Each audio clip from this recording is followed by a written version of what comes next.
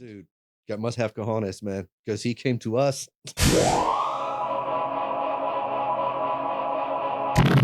Dude, I did not know you were in the military, Kevin. Oops. You did? I did not know. No, I had no idea, dude. Really? I had no Yeah, idea, Did man. one of those things too. How long were you in there? Just 4. 4 years? Just did the base, but it was fun. It was enjoyable. Met a lot of people. Yeah. I remember getting in the trouble in the hood a lot for beating a lot of people in spades that a white boy from the South was not supposed to be doing. They thought I was cheating. Yeah.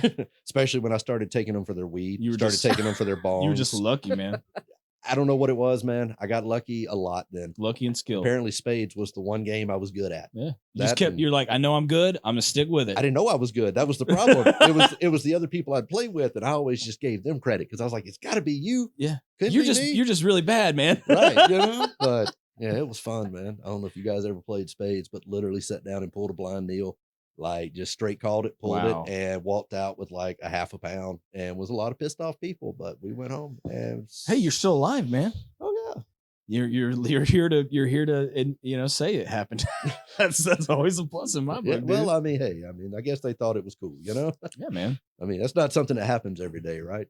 You get taken in your own place for some dank, and you're just like, damn, Yeah. that wasn't supposed to happen. Somebody just comes in, like you said, into your area, Yeah. and takes it, and you're like, You just kind of have to allow it. you're like, you know, what it's the like, hell just happened? dude, must have cojones, man, because he came to us, Came to us, took our things, and walked away. and walked away. We must allow this. It's like I don't know what to do. It's ballsy, man. Yeah, ball. He's got cojones, balls the size of basketballs. You know, But yeah, it's just gonna happen, I guess. lots of strange things like that in my life. Those moments of things that when you look back on, you're like, oh damn. How did I come out of that alive? Not even how did I come out of it Ah. alive. I think it was cool that I got to do it. Yeah, Because I mean, you know, that was one thing. Like for me, I grew up in Pensacola, Florida. You know, it's not necessarily the most eclectic, wild, crazy town. At least it wasn't when I grew up there. all right. You know, so getting a chance to go in the military, meet people who are from the Bronx and LA, and Yeah, know, diversity, man. it opened my eyes to a lot of shit. What branch did you join? I was in the Navy. Nice. I got to float. I got to go see a lot of shit. I saw Europe, saw South America. No shit. Yeah, I definitely traveled. I I'm- think that's the only reason I went in the, well, it's not the only reason I went in the Navy. That and my grandfather had been in too. So I kind of followed him steps.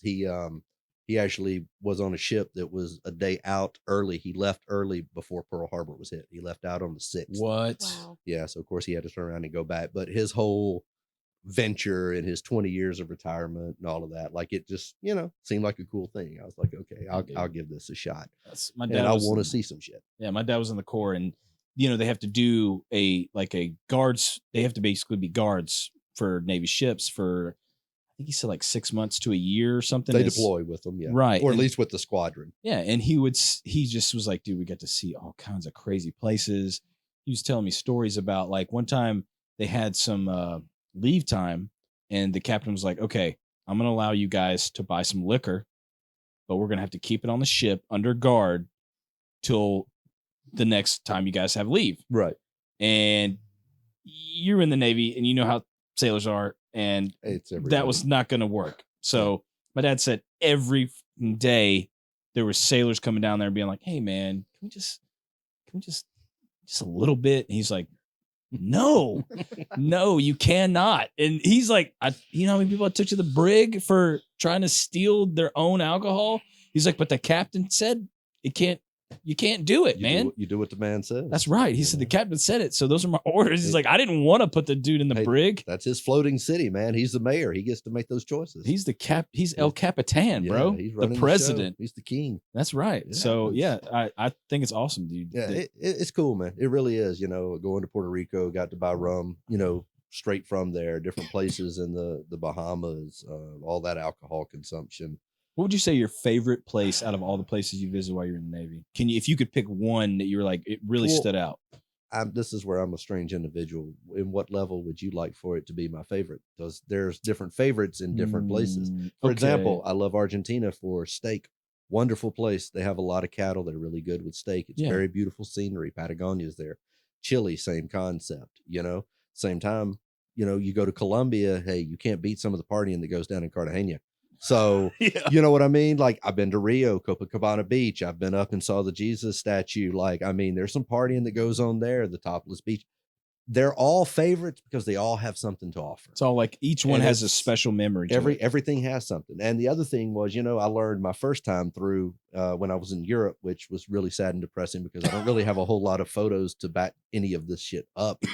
But you know, going to the cathedrals in Rome and seeing the gold, and Beautiful you know, going architecture to and the stuff. architecture in Greece and Italy and all these different cities. Dude. And I'm 18 years old, and you know, to me, what's important is I can reach the bar so I can have one of these cold, frosty, wonderful beverages. Oh man. Fuck seeing You're this like, shit. thank God So for I Europe. saw it, but it never collected in my brain at that age to relish in it, to enjoy it, Right. to see something that's literally history. It's Europe. I mean, you know, it's old as shit. It's been there for. And I missed that. Yeah. But when I got to South America, oh, I remember what happened in Europe. That Yeah. won't happen again. Now, don't get me wrong. I still got shit faced. Yeah. Pretty sure I got fucking doped up somewhere and somebody tried to put me down. Yeah. But, you know, got carried back to the ship a few times. Different shit like that, you know? Crazy shit, man. Like, hey, Cartagena, man, we pull up. As you said, the captain who runs everything, the king, the mayor, the whole nine, Yeah. god of the ship. That's right. You guys can go out on the town and have fun. You got 3 days. Be back here. But you got to go in groups. Yep. I need you at least 3 to 4. You know why? This is not a safe place. Yeah. You're walking off the ship and, you know, there's the El Policia. They don't carry 9mm pistols. Nope. No, they're carrying Uzis and fucking M16s They with do grenade not play, launchers, bro. and they're wearing tactical gear, and that's just the police. Yeah. They You know? play. Right. They do not. So, you know, here's little group moving around. You know, Yeah. we don't look American. You know, it's not possible in the 90s wearing Tommy Hilfiger, red, white, and blue, and Ralph Lauren and all that shit. We don't look like a fucking walking billboard. Not at all. So we're headed down. We're in Cartagena the first night. We're drinking. We're having a good time. Life goes well. We go back to the ship. We wake up on a hangover. We decide, fuck it, let's go do it again. Why not? Right. Night dose, we're out walking around, hitting the bars. Limo pulls up. Window rolls down. Guy asked us if we want to go to a party. This is why the captain wanted us in groups. Yep. Let's go. We jump in. We got you. Hey, Got your party buddy, I right? need somebody to validate this shit's about to happen. Yeah. You know? So we show up. It's a fucking mansion. You know? Holy shit. If I didn't know any better, I think this could be a drug dealer's house. Could be. Fuck it. If he's a drug dealer, he got drugs. Right. And you got party buddies. Right. So We got our little group. So in we go, you know, and lavish, you know, fucking beautiful. We feel a slight bit out of place. Most people in there are dressed a little nicer than we are as Dressed we're to the walking around nines. in our jeans. And Right. yeah, you know, we're in the 6s, they're in the 9s, definitely, you know. Waitresses or cocktail servers or whatever you would like to call them, walking around with their sheer black hose on and high heels with their thong panties. And that's it. There's nothing from there up. wow. Topless. Walking Just around with little trays in their Bearing it hands. all. On these trays are your option. You can choose cocaine, champagne, marijuana, cocoa leaves. Yeah. It's open. What would you like to do? Fuck it. I'm an American. I indulge in everything. Yeah. We don't stop. Why would we? We're Americans. I think that's the American way, right? Exactly. Right. So, you know, hey, you know, like there's definitely been a lot of fun. A lot of things I remember, a lot of things I don't remember. You know, doing crazy shit, doing dumb shit. So, yeah, man. I like travel. I like Yeah, to see man. places. I like to do things.